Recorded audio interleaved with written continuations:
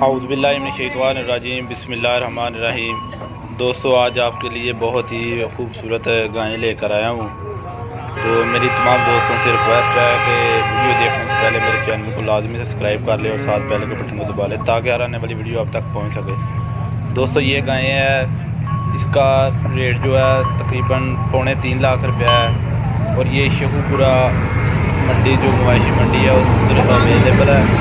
तो जिस दोस्त में भी लेनी हो वो मुझसे रब्ता कर सकता है। तो मैं आपको अच्छी अखलाक से लेकर दूँगा। ये भी गायें हैं, ये देखें, ये अभी ताज़ी हुई है। तो जिन मेरे दोस्तों ने जो शौकीन हज़रात हैं जो भैंसों और गायों का शौक़ रखते हैं वो मेरे तमाम दोस्त इस वीडियो को देखें और लाइक करें और शेयर करें। आपको अगर मज़ा ना आया तो फिर कहना। ये देखें, ये बहुत ही खूबसूरत गायें हैं, इसका तकरीबन रेट 3.5 लाख रुपया है।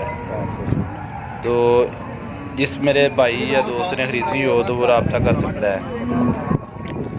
इसके अलावा ये गायें हैं, ये भी बहुत ही खूबसूरत है, ये भी ताज़ा सुई हुई है। तो अभी आप देख रहे हैं वीडियो में, अगर आपको पसंद आए तो आप मेरे साथ रब्ता कर सकते हैं।